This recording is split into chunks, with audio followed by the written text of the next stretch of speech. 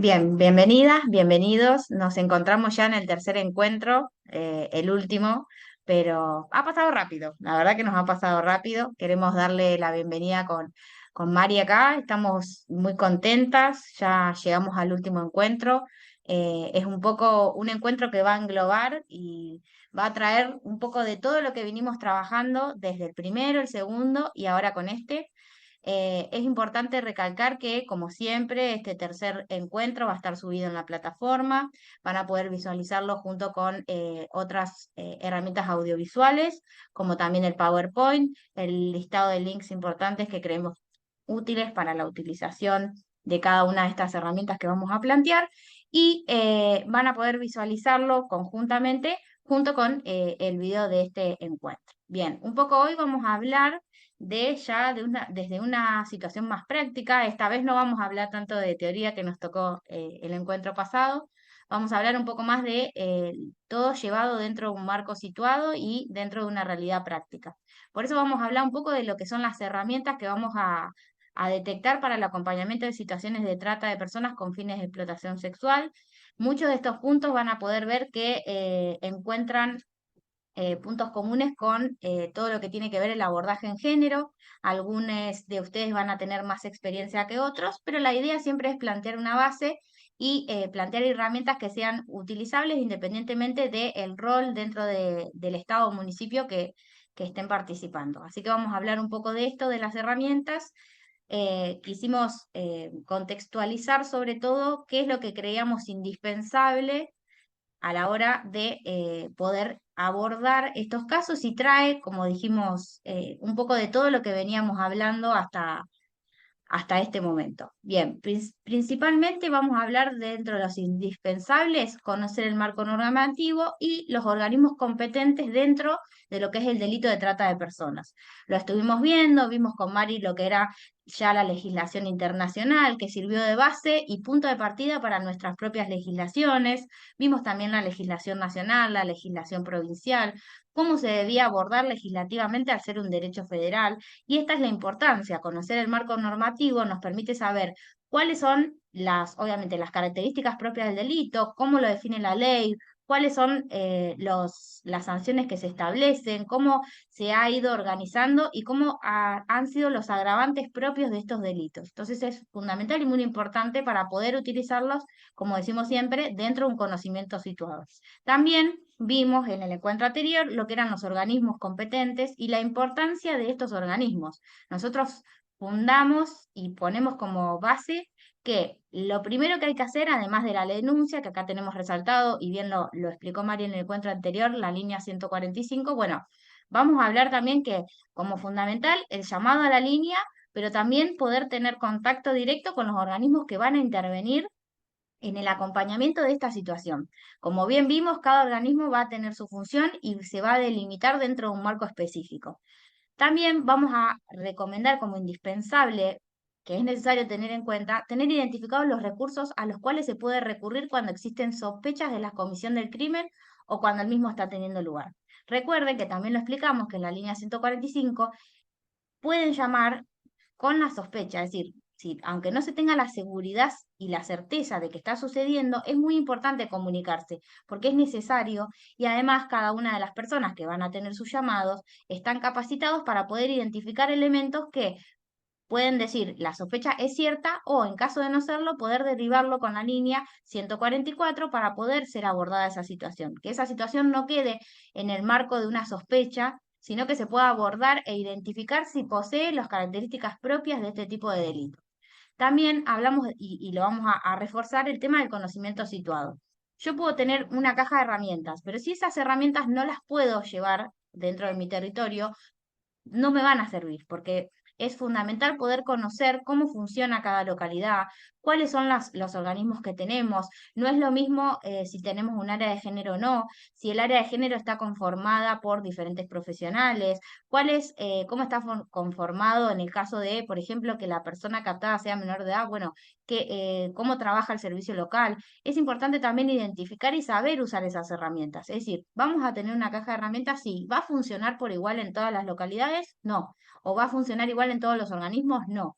Entonces eso es lo importante. A la hora de poder usar los recursos, es bajarlos a la realidad y a cada una de las localidades específicas que sirva justamente para el acompañamiento en este tipo de delitos. Ahora bien, cuando hablamos de la escucha de la víctima o sobreviviente, nos referimos, obviamente, dependiendo de la situación en la cual se encuentre, siempre decimos que lo que abocamos un poco a estos encuentros es a esta primera entrevista que pueda surgir, independientemente de que se continúe el acompañamiento o no, porque va a depender también del lugar que tengamos y siempre, y lo hemos hablado y forma parte de uno de los ejercicios, el autocuidado, saber hasta dónde podemos llegar, pero siempre reconociendo que se puede dar una situación de ese primer acercamiento, que es importante tener estas herramientas y poder identificar ciertos factores que nos ayuden a llevarla adelante de la mejor manera posible y, como siempre decimos, sin la revictimización. Para eso nos va a resultar como, y lo podemos con subtítulo por la importancia, escucha activa y atenta. Tomamos esta frase de Silvina Chexter, nos dice, en el discurso de las mujeres víctimas de trata, encontramos que están sobreadaptadas a la situación, que no ven otra salida, que no tienen lugares donde ir o que no desean volver con sus familias porque están, por una razón u otra, fueron expulsadas. Esto decía, y recordamos, Mari nos daba la explicación, ¿no? Cómo pueden ser expulsadas por su propia familia y cómo la cuestión económica también se introduce como función de expulsión del ámbito familiar. Su relato genera en quienes las escuchan la idea de que no se sienten explotadas ni víctimas. Por ejemplo, la coacción o la violencia suelen estar ausentes en sus relatos. Esto no significa que las mismas no imperen en sus vidas, sino que frente a estas situaciones desarrollan procesos de adaptación, negación y resignación, procesos que se conjugan para relativizar y minimizar estas situaciones.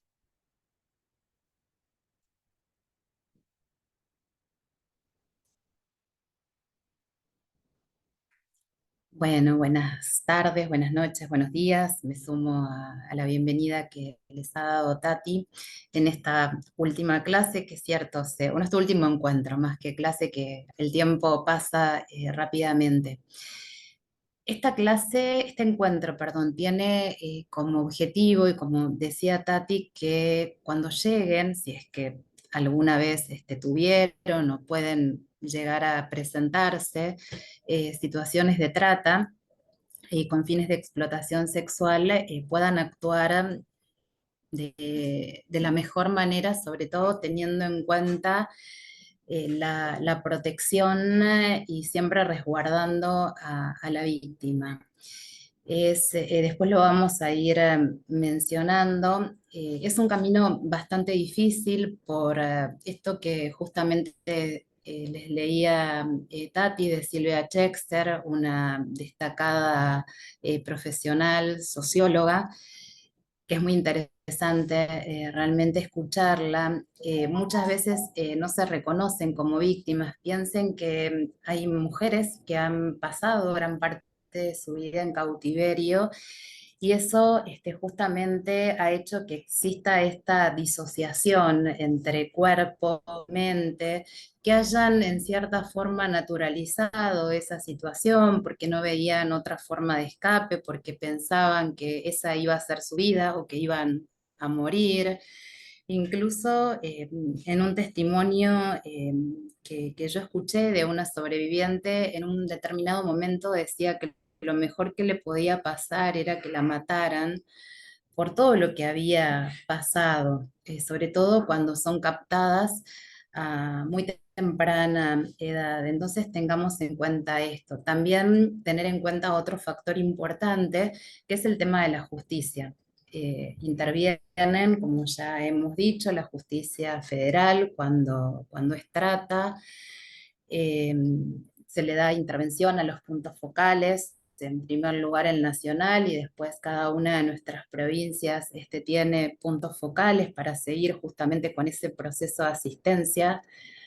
Puede ocurrir que a medida que se avanzan en las investigaciones, que no se dan de un día para el otro, es más, en muchos casos recurren a fuerzas distintas, a las fuerzas federales para poder investigar el delito, puede haber cambio de carátula, puede ser que el juzgado considere considere que no existen los elementos necesarios y decide archivarla, ahí la fiscalía tiene la posibilidad de apelar y bueno, tendrán que encontrar todos los elementos probatorios, lo cual si han investigado el tema o los han visto en los medios de comunicación, especialmente en el último tiempo, no siempre es fácil.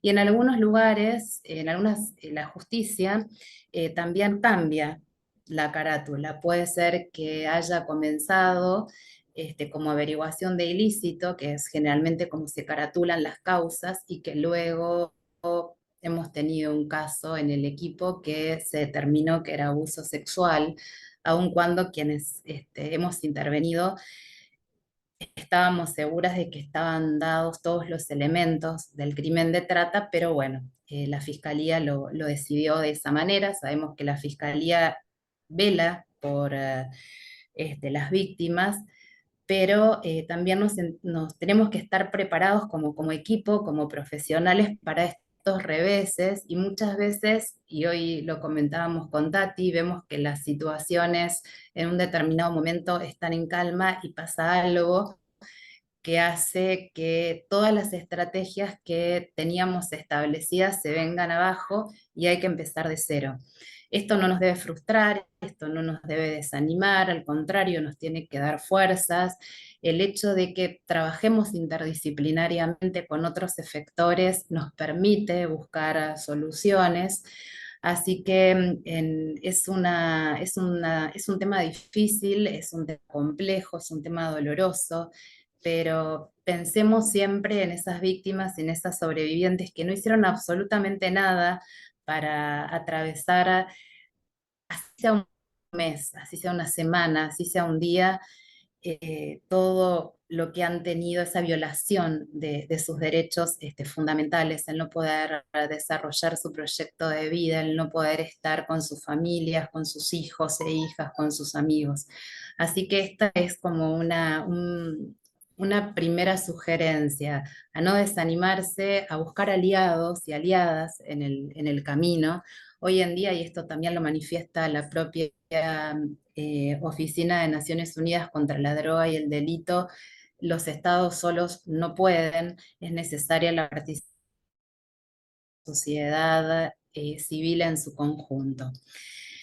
También vamos a abordar algo que se puede presentar y que seguramente han oído hablar, que es el grooming, y poder, no vamos a dar una explicación extensa sobre el tema del grooming, pero sí que ustedes puedan determinar la diferencia que se da mucho, y también es otra línea a la que hay que llamar cuando se configura, y vamos a ver que hay situaciones que pueden empezar como grooming y que pueden terminar como trata de personas. Si tenemos que dar, hoy sabemos, y sobre todo después de la pandemia, que las redes sociales ocupan en la vida de las personas un lugar primordial, todo se maneja a través de las redes. El grooming, y vemos también que todo es con lenguaje americano, o norteamericano, es el accionar de una persona adulta que se comunica con un niño, una niña o adolescente a través de herramientas digitales de comunicación, que pueden ser las redes sociales, los chats, los juegos en línea, correos electrónicos, utilizando, fíjense esto bien, una identidad falsa y realizando transferencias de imágenes, videos o información íntima con el fin de cometer un delito contra la integridad sexual. Es decir, tenemos una persona adulta con una identidad falsa que se vale de ese niño, niña y adolescente para que le envíe imágenes, videos, información con el objeto de cometer un delito contra su integridad sexual. ¿Cómo se establece ese contacto? Siempre decimos lo mismo, no sabemos quién está atrás de las redes. Puede ser una persona muy buena, pero también puede haber personas que estén atentas a esto que habíamos hablado al principio, de las vulnerabilidades que, como Tati bien dijo, no solo se circunscribe a lo económico, sino podemos estar pasando un mal momento de relación con nuestros padres, no tener un trabajo, haber perdido algún ser querido. Entonces se establece a partir de ese contacto, ¿no? Con esa identidad falsa. Esa persona que contacta tiene que generar confianza, como vimos en la trata. Siempre se trata de, vale la redundancia, de personas empáticas. Recuerden el primer video cuando la chica es contactada y le es ofrecido el trabajo desde la provincia hacia la capital, el señor con muy buenos modos, hasta inclusive la señora que la recibe.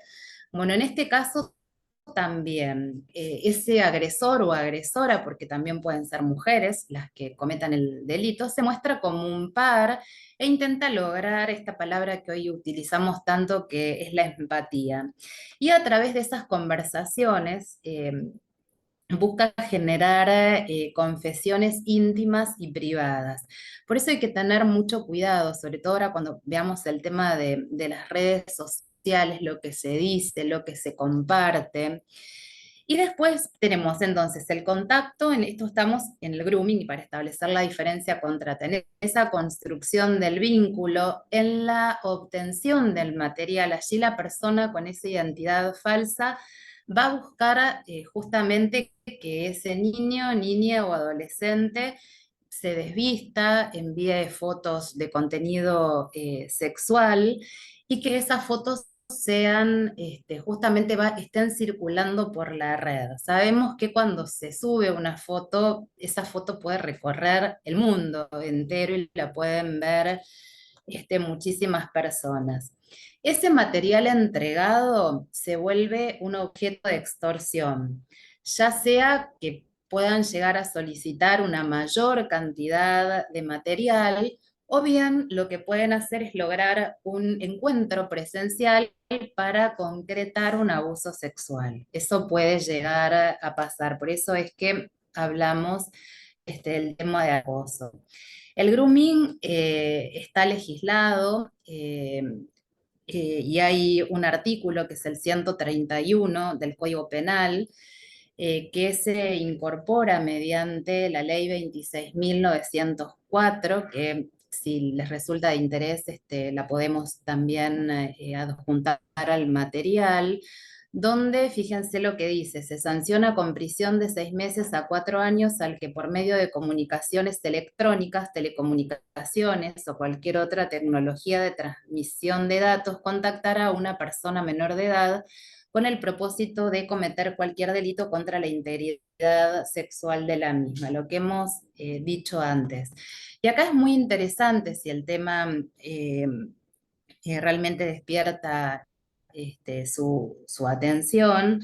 Hay antecedentes, el convenio sobre cibercriminalidad, la Convención sobre los Derechos del Niño, que recuerden que por la reforma de 1994 de la Constitución Nacional tiene jerarquía constitucional y que es tenida muy, muy en cuenta.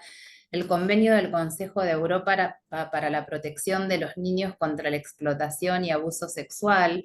Es decir, que hay antecedentes con respecto a esto. Entonces, si tuviéramos que hacerle como una síntesis y ahora relacionarlo con la trata, en el grooming la acción es el contacto. No se requiere la consumación del fin para la configuración del delito, eso es importante decirlo. La finalidad es cualquier delito que atente contra la integridad sexual de ese niño, niño y adolescente. La víctima va a ser un niño, niña y adolescente. Y acá sí vamos a los medios, bueno, ya lo que hemos dicho, las comunicaciones electrónicas, telecomunicaciones o cualquier otra tecnología. ¿Cuál es la diferencia con la trata? Si ustedes recuerdan lo que hemos manifestado en los primeros encuentros, hay varias acciones en la trata: el ofrecimiento, la captación, el transporte, la recepción de esa persona. La finalidad es la explotación, que puede revestir cualquiera de las modalidades que hemos visto. Sabemos que en nuestro país las más comunes son la explotación, la trata laboral y con fines de explotación sexual. Y acá también, así como dijimos que en el grooming son niños, niñas y adolescentes, aquí pueden ser personas mayores de edad y también menores de edad. Los medios los hemos visto, el mayor que se utiliza es el engaño, también hay fraude, amenazas, violencia, ese aprovechamiento de la vulnerabilidad, esa palabra que es transversal a todo este tema. Ya el rapto no es algo común, puede ser que ocurra, pero no es tan frecuente. Hay una línea a la que ustedes pueden llamar en el caso de grooming, que sepan que hay antecedentes o que eh, se está configurando el delito, que es la línea 137. Allí también hay personas que van a orientar para poder hacer la denuncia y demás, así como pasa con la línea 145. Y también supongamos que puede ocurrir si ese encuentro se da presencialmente y esa persona es captada y es sacada de su entorno y es llevada a otro lugar y es explotada, ahí se estaría configurando el delito de trata. Es decir, empieza como grooming, pero termina siendo trata. No siempre ello ocurre. Eh, Esto también un poco a modo de prevención. Hoy en día, y esto lo dijimos, las redes ocupan un lugar muy importante en la vida de las personas, sobre todo en niños, niñas y adolescentes. Es un modo muy frecuente de captación a través de distintos programas, Instagram, Facebook, TikTok y demás. Justamente se hace a través de engaños. Hay un programa, recuerdo una capacitación que habíamos dado, había una directora de un centro juvenil, donde fíjense qué interesante, ¿no? Lo que ella decía, cuando ella le preguntaba a los y las adolescentes qué querían ser cuando crecieran, qué querían estudiar al terminar su secundaria, todos decían influencers porque eso les generaba una entrada de dinero, quizás no un trabajo tan arduo. No está mal ser influencer, pero digo, tienen ese panorama.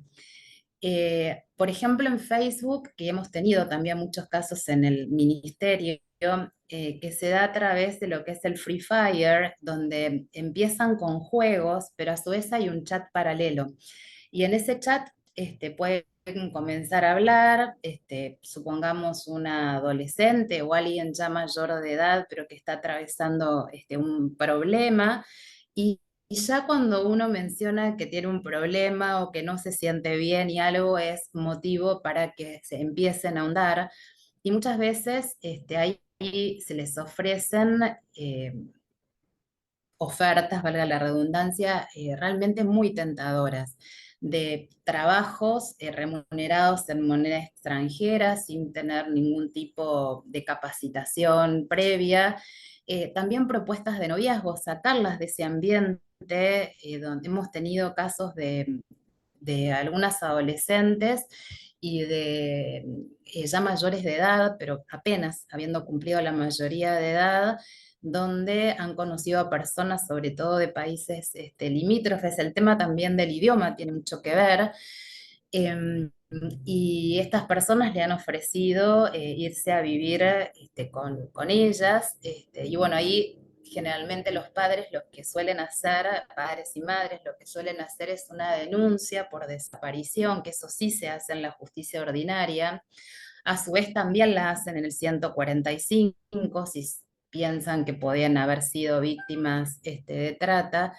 Y lo importante es lograr que no crucen la frontera, porque si cruzan la frontera, ya ahí es como que se las pierde, más allá de que se pueden establecer contactos con las embajadas, con los consulados, pero lo cierto es que es más difícil. También hay otros juegos como el Among Us, y muchos, bueno, hay también páginas donde allí hay que tener mucho cuidado y esto sobre todo vimos que hay muchas personas docentes y también quienes son madres, padres de familia o tienen en su entorno adolescentes.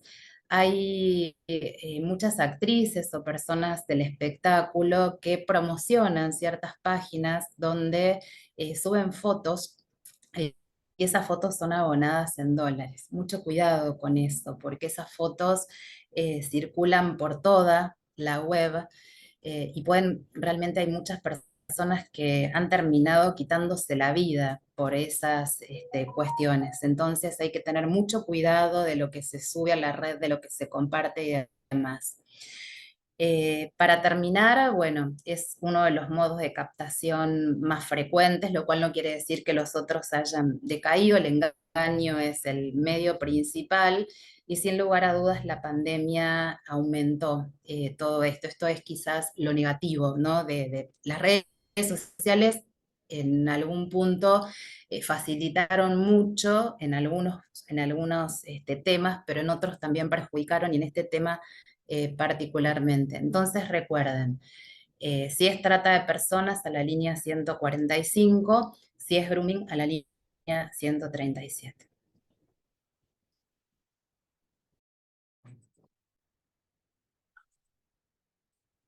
Bien, ahora vamos a hablar un poco, también siguiendo la línea de especificaciones que tienen que ver directamente con, como hablamos, de estas herramientas o esta caja de herramientas a la hora de poder tener este primer contacto con una persona, ya sea que sea víctima porque sigue aún en esta situación o una sobreviviente.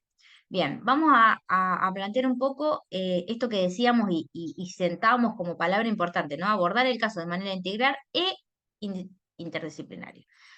Lo resaltamos esto. ¿Cuál es la interdisciplina? Bueno, es la mirada amplia, la mirada absoluta desde diferentes profesiones, de diferentes profesionales. Siempre hablamos de profesionales que están capacitados en esta temática. De ahí la importancia, ¿no? De estos espacios enriquecidos en los cuales se crea el conocimiento. Poder capacitarnos en este tipo de temas nos hace tener mayor herramienta, independientemente de la formación que ya traigamos. Siempre decimos que aprender se aprende todos los días y nosotras también lo hacemos, por eso nos interesa ver sus trabajos, ver cómo participan en el fuero, porque la verdad que cada experiencia y cada conocimiento nos nutre también, estamos constantemente aprendiendo también de ustedes. En este caso la interdisciplina va a ser fundamental, lo decimos, no solo en lo que hace a la parte del proceso judicial, sino también a la salida de esa situación de violencia, es decir, poder acompañar en las diferentes situaciones que sean necesarias desde diferentes aspectos como psicológico, psiquiátrico, social, laboral, la reinserción propia dentro de esta situación, volver a poder tener, como bien decía Mari, esta normalidad, si podemos llamarla normalidad, ¿no? Volver a la normalidad, pero que sea fundamental el acompañamiento y se pueda ver desde varias miradas y no solamente limitarlo a, bueno, hacemos un acompañamiento judicial y queremos llegar a una condena. Sí, es importante, claramente que es importante, pero hay muchos aspectos que se tienen que ver también a lo largo de este acompañamiento. Obviamente, y lo seguimos resaltando, ya sabemos que lo dijimos, pero lo vamos a seguir diciendo, asegurar que se haya realizado la correspondiente denuncia al 145. Esto va a ser fundamental para poder activar el proceso con la participación de los diferentes organismos. Tomar conocimiento, obviamente, si el organismo competente en materia de trata se encuentra interviniendo, es saber si cualquiera de los organismos correspondientes que hemos enunciado en el encuentro anterior se encuentran en el caso y si es así, bueno, tomar contacto con el mismo, nosotros como funcionarios nos requiere el conocimiento y decir, bueno, qué es lo que está pasando, en qué instancia está esto, se ha tomado conocimiento, no se ha tomado conocimiento, y poder utilizar lo que decimos, estas herramientas que están frente a nosotros, pero que necesitan obviamente la articulación propia para que funcionen. Y recordar siempre, y siempre lo vamos a decir, que dentro del Ministerio de Mujeres y Diversidad tienen un equipo, que es el equipo de Mari, que está especializado en la temática, con el que también van a articular. Bien lo dijimos en el encuentro anterior, están siempre a disposición y van a estar siempre en todo lo que es la articulación y los pedidos necesarios, específicamente en esta temática. Así que bueno, vamos a pasar a la siguiente.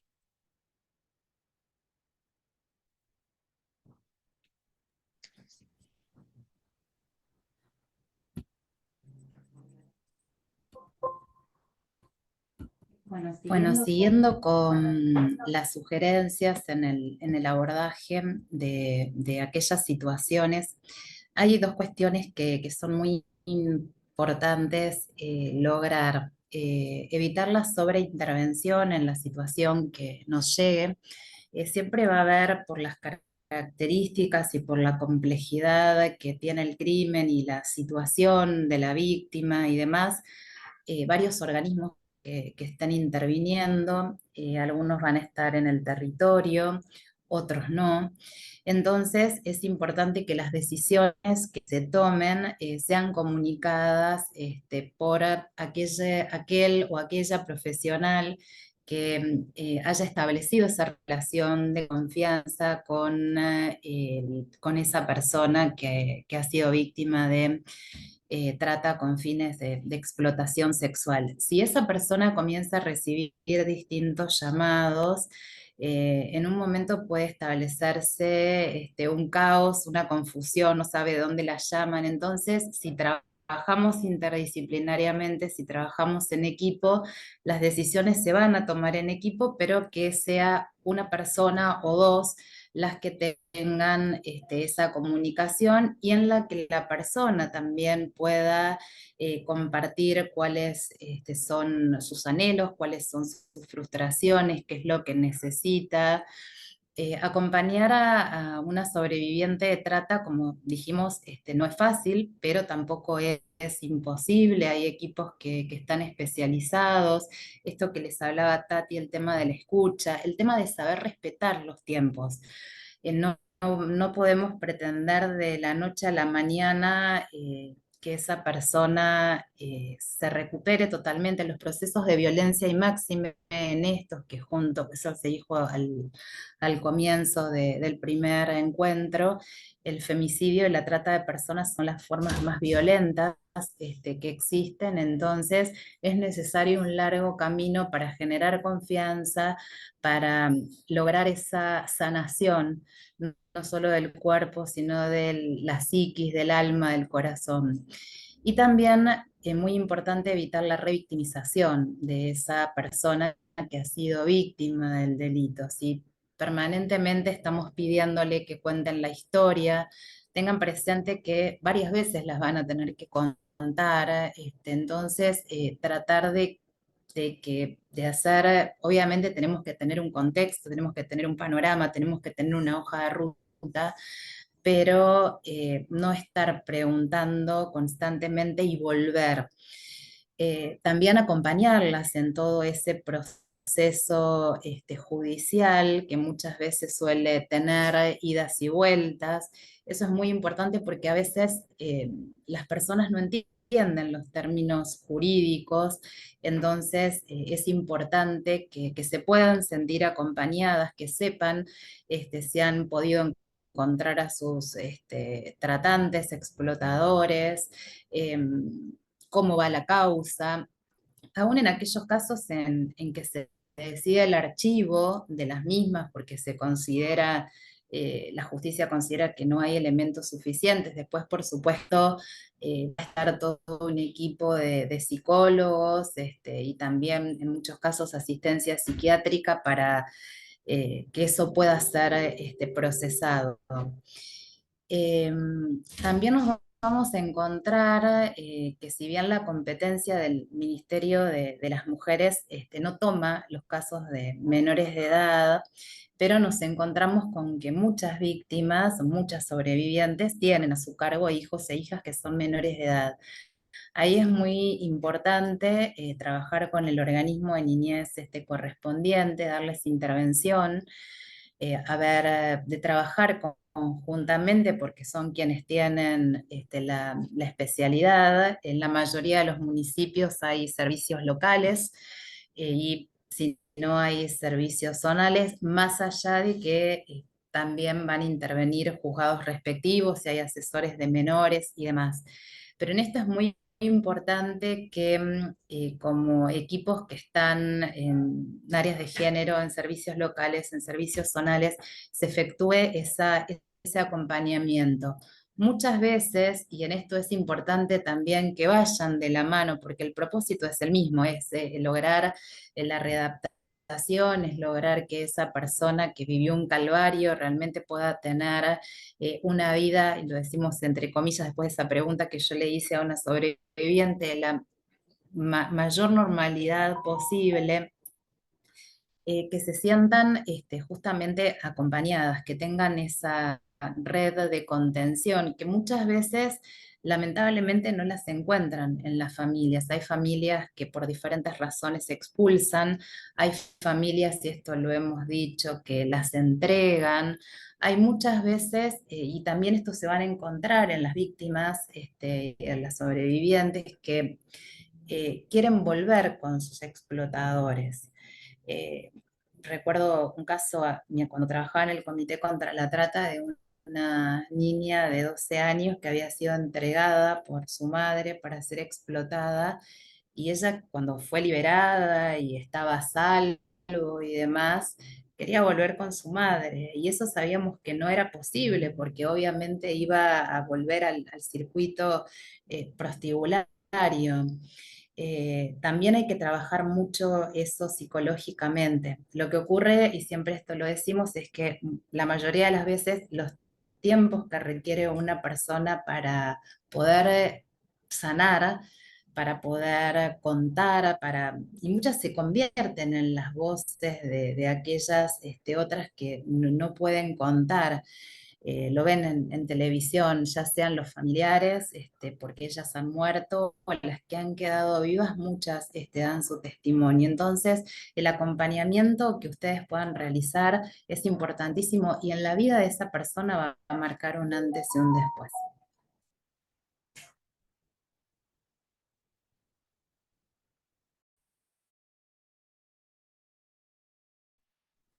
Algo que estuvimos implementando, la pandemia, como habíamos hablado a lo largo de todos estos encuentros, nos modificó la vida en muchas cuestiones. Y lo seguimos implementando, aun cuando hemos vuelto a cierta presencialidad, pero tengan en cuenta que como trabajamos con todos los municipios de la provincia de Buenos Aires, es imposible poder trasladarnos o que las personas se trasladen acá, son las mesas de trabajo, eh, que algunas podemos tener presenciales si estamos cerca, con distintos efectores que están interviniendo en un determinado caso, nos permite conocernos.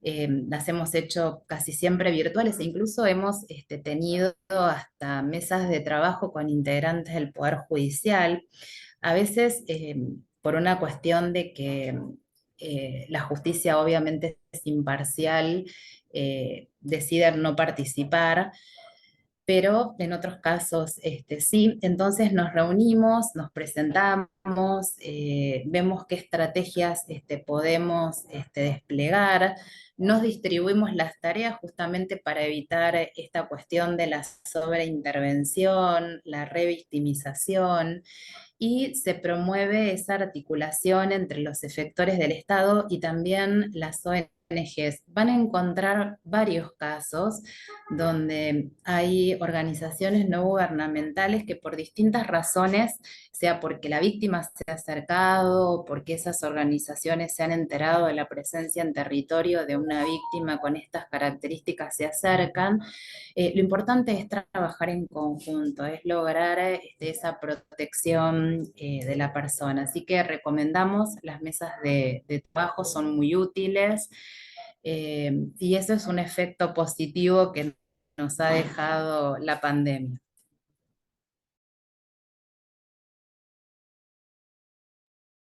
Bien, y un poco ya para empezar a cerrar este encuentro, lo que vamos a hacer y queríamos dejar un poco, siempre decimos que no hay nada más significativo que ciertas tomar frases, poder observar y tomar un poco lo que queremos transmitir, ¿no? En palabras de otro.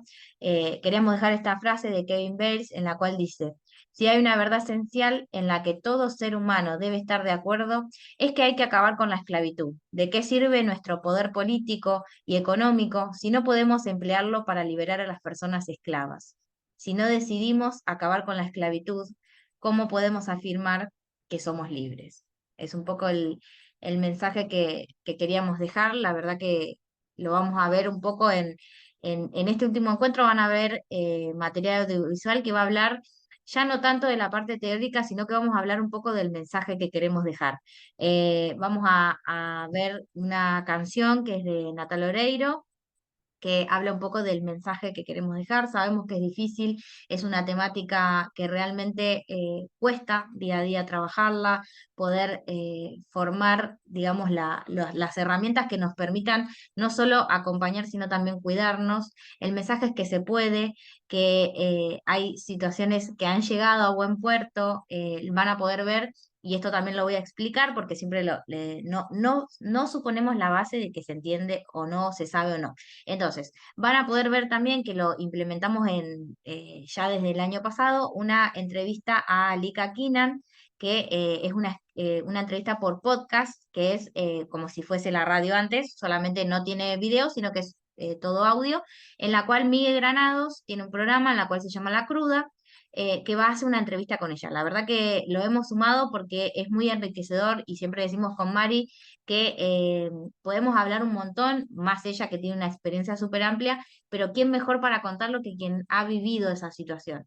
En esta entrevista, ella lo que hace es hablar desde el momento cero hasta todo lo que ha atravesado y su salida propiamente dicha. Entonces, no se preocupen, es meramente un link, no necesitan descargarse la aplicación ni nada, solamente en la compu o en el celu hablen lo que es la página de internet, copian y pegan ese link y van a poder directamente escucharlo sin tener que descargarse la aplicación o iniciar sesión y demás. Lo probamos así como para que sea más sencillo y también no los complique tanto quienes no usen Spotify. Y también van a verlo. Ella es uno de esos grandes finales felices. Ella ha llevado la justicia y ha podido condenar, y no solo a quienes han realizado su explotación, sino también al municipio y la responsabilidad propia. Eh, y esto lo van a poder ver en la entrevista y escuchar por qué ella también fue contra ese municipio.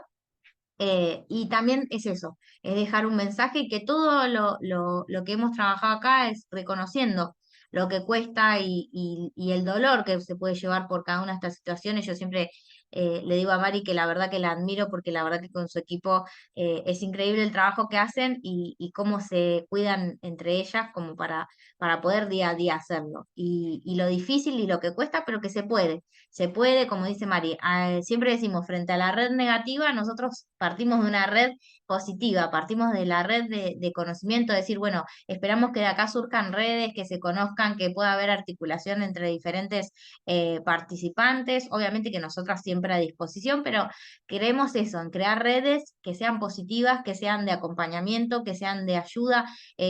Siempre lo decimos, es muy bueno y enriquecedor también apoyarse entre personas que estamos en esto porque siempre, y siempre me causa risa, y una compañera alguna vez lo dijo, ¿no? Yo si trabajaría en otro ministerio, en el Ministerio de Agronomía, no sentiría nada, pero acá es diferente. Creo que quienes estamos en género, ya sea por la causal que sea, estamos acá porque militamos una creencia. No es casualidad, no es algo meramente, digamos, taxativo, sino que es la creencia real de que estamos acá porque creemos en esto y creemos que no se verá ya, pero que sí los cambios los vamos a ir viendo a través de los años y con las diferentes intervenciones y procesos.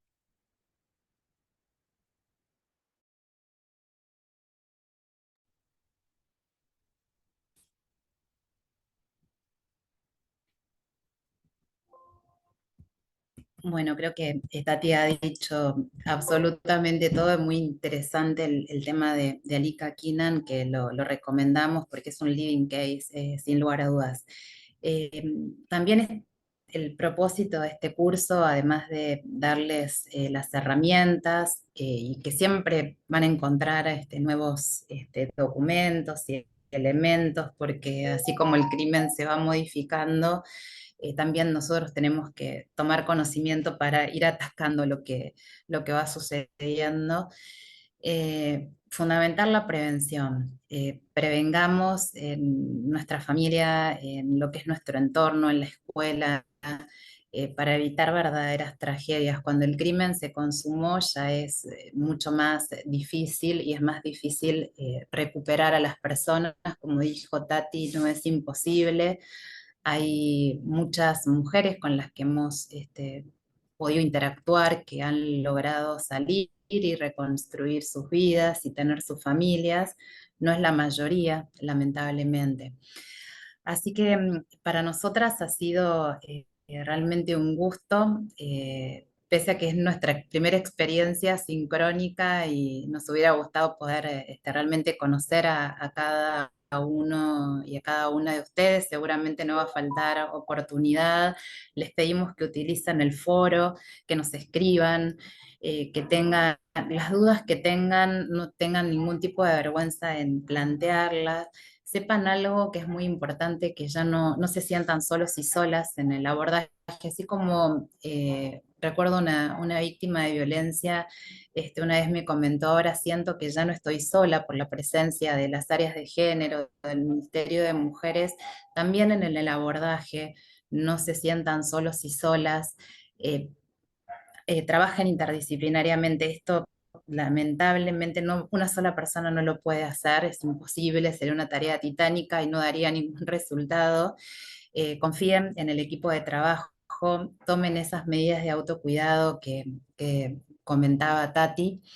Y bueno, agradecer en nombre de las dos, por supuesto, a la ministra de las Mujeres, Políticas de Género y Diversidad Sexual de la provincia de Buenos Aires, Estela Díaz, y a la subsecretaria Flavia Delmas por haber tenido siempre este tema como tema de agenda en el ministerio, a nuestra directora provincial Silvina Perugino, directora de casos críticos y alto riesgo, a la directora de abordaje de violencias diferenciadas y casos críticos, Sonia Sánchez, a la directora de enlace territorial, Valeria Moneta, a nuestras compañeras y compañeros también, que sin ellos y sin ellas no podríamos realizar nuestra tarea. Y sobre todo agradecerles a ustedes. Bueno, también me olvidé a Tati, que es mi compañera de camino y que, como siempre dije, yo soy mucho más grande que ella y me alegra que alguien tan joven tome esta responsabilidad y lo haga con tanto afecto. Y finalmente a ustedes por el compromiso, por escuchar estas clases, porque estamos seguras que esto va a marcar un antes y un después, que van a estar más atentos y atentas, que lo van a compartir, replíquenlo, eh, animen a otras personas también a que se sumen a estos cursos u otros cursos que den otros organismos sobre este tema, porque si hay algo que es cierto es que entre todos y todas podemos ponerle fin a la esclavitud moderna. Muchas gracias.